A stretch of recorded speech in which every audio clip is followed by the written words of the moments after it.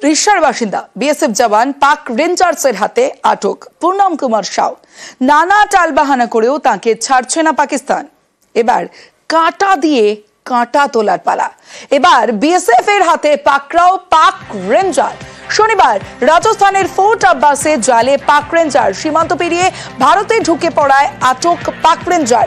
12 দিন পরও পাকিস্তানের হাতে আটক হুগলির বিএসএফ জওয়ান পূর্ণম কুমার সাউ। এবার ভারতের হাতে আটক পাক জওয়ান।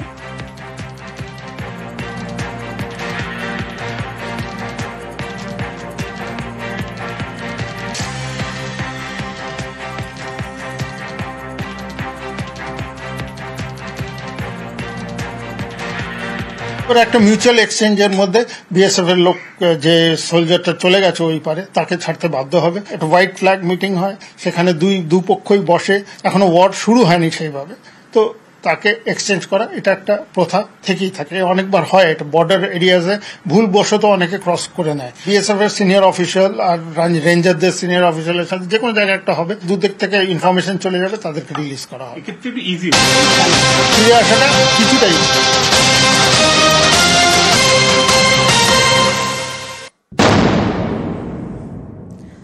পাকড়াও পাকচর সন্দেহে অমৃতসরে ধৃত 2 আইএসআই কে তথ্য পাচারের অভিযোগে গ্রেফতার।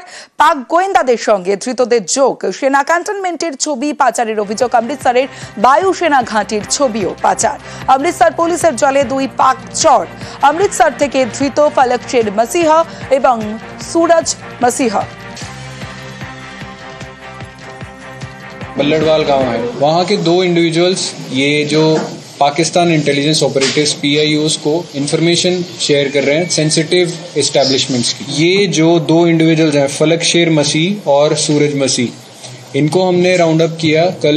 फिर इनकी हमने जब चेक किया बारीकी से, फिर इनके मोबाइल फोन में सेंसिटिव इंस्टॉलेशंस की फोटोग्राफ्स और वीडियोस हमें पता चला कि इन्होंने शेयर की हैं। ये PIOs Pakistan based entities Pakistan में बैठे हैं, उनके भी नंबर हमें रिकवर हुए हैं और उनके साथ ही इंफॉर्मेशन शेयर करते थे। इनका एक साथी भी हमें पता चला है, हरप्रीत नाम का है, जो वो ऑलरेडी अमृतसर जेल में बंद है, जिसके थ्रू ये पाकिस्तान इंटेलिजेंस ऑपरेटिव्स के टच में था।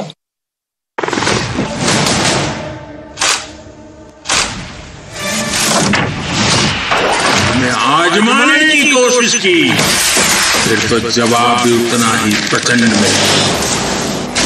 आतंकवाद को धूल समेत उखाड़ने का हमारा संकल्प है और वो सिद्ध होकर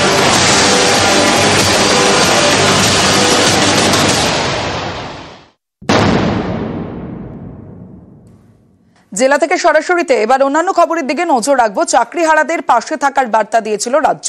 চাকরি বাতিল মামলায় ফের সুপ্রিম কোর্টের রাজ্য সরকার।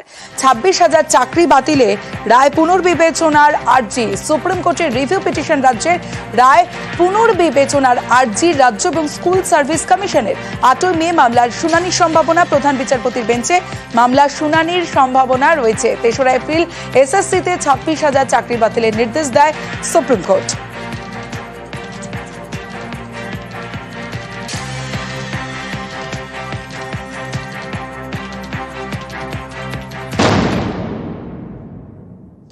রাজনীতির হাতিয়ার নিহতের পরিবার। কেন এই কথা বলছি? কারণ মুর্শিদাবাদের অশান্তিতে খুন ছেলে বাবা। শামশেরগঞ্জ থেকে নিহতদের পরিবার সল্টলেকে। শামশেরগঞ্জ থানায় দায়ের রয়েছে অপহরণের অভিযোগ। আর এর তদন্তে রবিবার সল্টলেকের বাড়িতে জয় পুলিশ। এ নিয়ে পারদ চড়ে। সজলের দাবি নিহতদের পরিবারকে নিজেদের কাছে রাখতে চায় বিজেপি। পাল্টা তৃণমূল বলছে নিহতদের পরিবারকে রাজনীতির হাতিয়ার করতে চাইছে বিজেপি।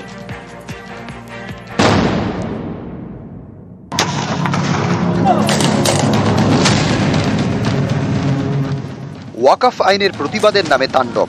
গত মাসে উত্তপ্ত হয় মুর্শিদাবাদের শামশেরগঞ্জ। এখানকার জাফরাবাদে খুন করা হয় হরগোবিন্দ দাস এবং তার ছেলে চন্দন দাসকে। শুরু থেকেই এই ঘটনাকে অস্ত্র করে বিজেপি। মেরুকরণে শান্তিতে কোমর বেঁধে ময়দানে নামে বঙ্গ বিজেপির নেতারা।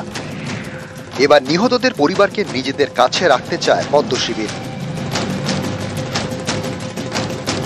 পুলিশ আজকে এখানে দৌড়ে এলো, কিডন্যাপ হয়েছে, এদের স্টেটমেন্ট নিল, দরজা ভাঙলো, তারপর এসে ওই পুলিশ এদেরকে জিজ্ঞাসাবাদ করেছেন। জিজ্ঞাসাবাদ করার পরেও হ্যাঁ, এরা সন্তুষ্ট হতে পারছে না। আমি নিশ্চিত, আমরা চাই এনাকে আমরা শুভেন্দু বাবুর কাস্টডিতেই আমরা রাখতে চাই, তা না হলে আদৌ নিরাপদ নয় এরা। মুর্শিদাবাদের জাফরাবাদের দাস পরিবার, গত মাসে এই পরিবারের দুজনকে কুপিয়ে খুন করা হয়। সেই পরিবারেরই 6 থেকে 7 জন এখন কলকাতায়। শনিবার থেকে রয়েছেন সল্ট লেকে। কেউ নাই, আমার শাশুড়ি নাই, চন্দন দাসের 3টা ছেলে আছে, স্ত্রী, ওরা কেউ নাই, আমি একা। ওনারা কোথায় গিয়েছেন? কোথায় গিয়েছে বলতে পারবো না। কবে গেছে? কালকে। কেউ কি নিয়ে গেছে? না, কেউ নিয়ে যায়নি। ওরা বলেছে, নিজেই বললো যে ডাক্তারে বাড়ি যাবো। আমার শাশুড়ি মা শরীরটা অসুস্থ, তো বলছে ডাক্তার দেখাতে যাবে, এটুকুই বলেছে, তাছাড়া আর বেশি বলতে পারবো না। শনিবার সল্টলেকের বিজে ব্লকের একটি বাড়িতে ছিলেন মুর্শিদাবাদের নিহতদের পরিবার। রবিবার সেখানে গিয়ে তাদের জিজ্ঞাসাবাদ করে পুলিশ। তাদের দাবি, শনিবার শামশেরগঞ্জ থানায় নিহতদের পরিবারকে অপহরণের অভিযোগ দায়ের হয়েছে। তা নিয়ে জিজ্ঞাসাবাদ। পুলিশি জিজ্ঞাসাবাদের পরই ঠিকানা বদল। নিহতদের পরিবারকে বিবি ব্লকের একটি বাড়িতে নিয়ে যান বিজেপি নেতারা।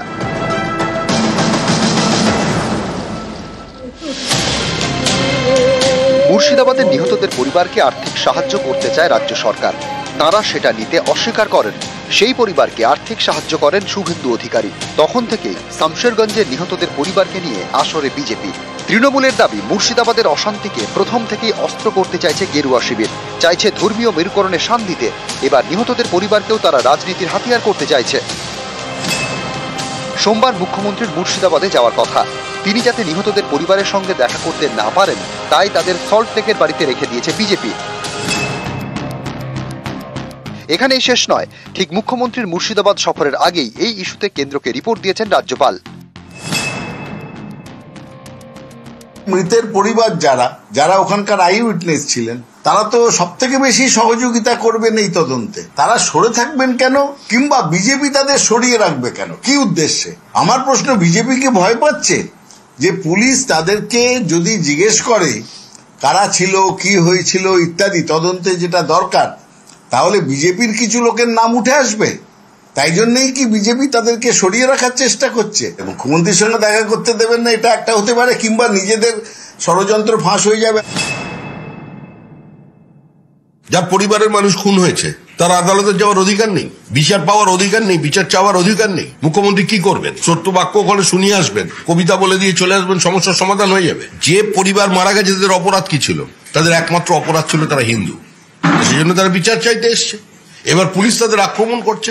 পুলিশ খুনিদের সঙ্গে, খুনিদের বাঁচানোর জন্য পুলিশ এখানে এই কাজ করেছে। নিউজ 18 বাংলা।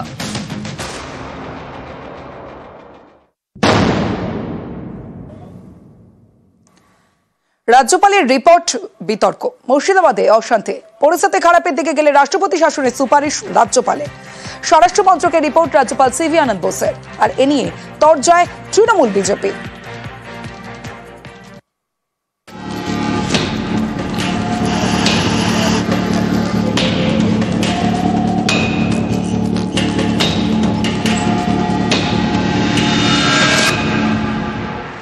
কয়েকদিন আগে অশান্তির আগুন জ্বলে মুর্শিদাবাদে অশান্তির ঘটনা নিয়ে স্বরাষ্ট্র মন্ত্রককে রিপোর্ট দিলেন রাজ্যপাল।